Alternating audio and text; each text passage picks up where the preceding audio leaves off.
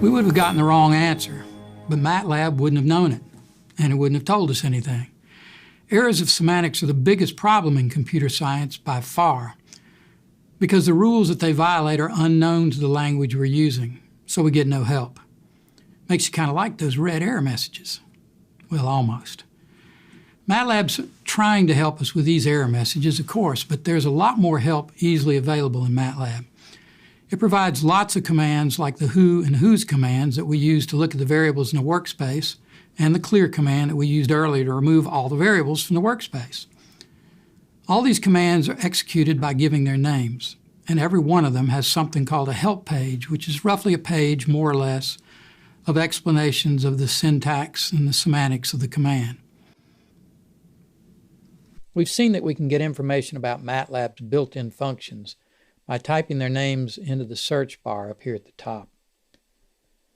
But there's a command that we can enter that will print what we need to know right here in the command window. The name of the command is help. You just type help followed by the name of the command you want to know about. Let's do that to find out about a command called format.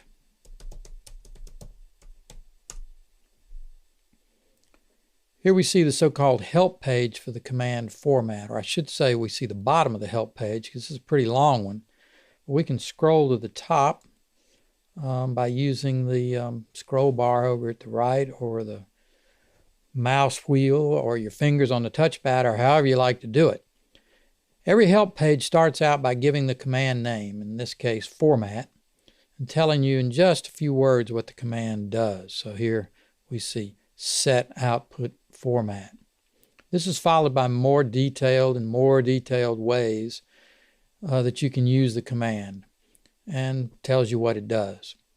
You can read all about format later, but right now let's scroll down until we find format compact and format loose. Right here they are. You'll notice that compact and loose and these other options here are in uppercase, just to make them easier to spot when you sweep over this help page with your eyes. But you can use lower or uppercase with a command. Most people use lowercase. Let's see what these two options do. First, I'm going to set x equal to 5. Now let's use format loose. And I'll repeat the command. You see the difference? By loose, MATLAB means that spaces are inserted between the lines. I like a more compact output myself, so I always change the setting to compact like this.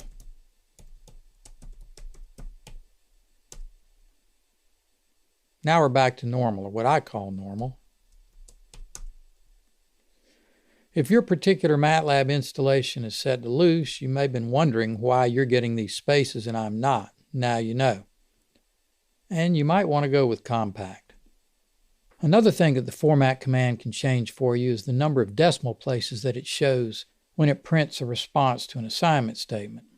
We can scroll up and see these options. Let's see here if I can find them. There they are. I've got MATLAB set to short, which says scaled fixed point format with 5 digits. Let's do another assignment statement. I'm going to do boy equals 117 divided by 19. There are an infinite number of digits in the exact answer. MATLAB shows 5 of them, 6.1579. Now let's try format long. And I'll repeat that command. Let's use the up arrow key to do that. Whoa, this time we've got lots of decimals. MATLAB is showing you all the accuracy it's got.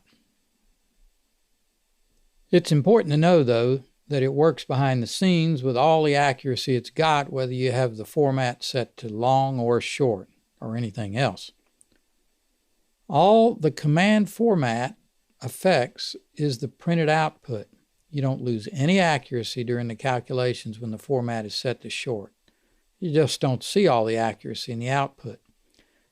I usually don't need to see all the accuracy, so I tend to stick with short. And that's what I'm going to do. And there we're back to 5 digits again. Let's see, before I went off on this format tangent, I was talking about the help command. And I wanted to tell you some other things about it. For example, if you want to see the fancy documentation with the fancy fonts that you get when you use the search bar up here, you can also get that with the command called doc. So let's try that with format.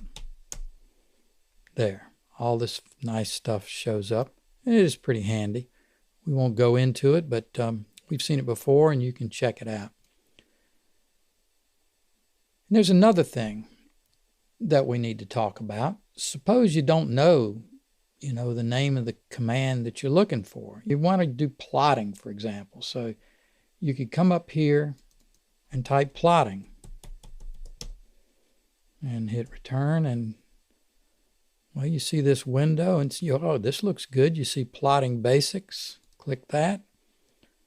How to create 2D graph, add title, change limits. 2D graph, that might be good. Create a line graph, 2D. Oh, and here's some examples. It gives you a function. This is a workhorse function right here called plot xy. We're going to look at that in a minute. Shows you examples and so on. Now that you know plot is what you want, you can type help plot. And I'll scroll up here and you'll see all kind of information about the plot command. It does a linear plot and so on.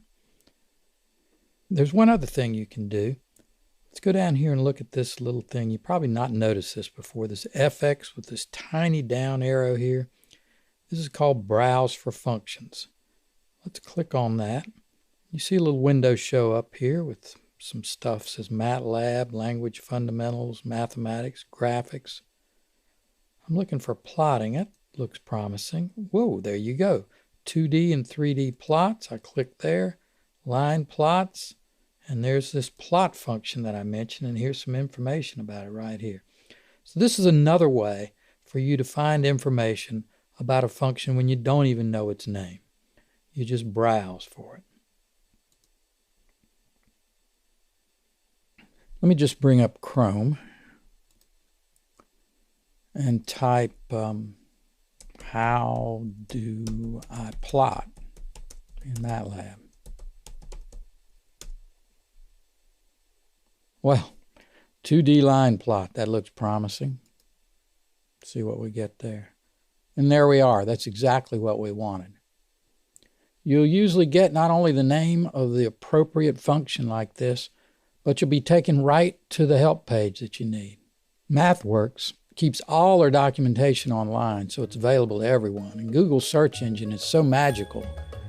Well, I usually wonder why I didn't just ask Google in the first place.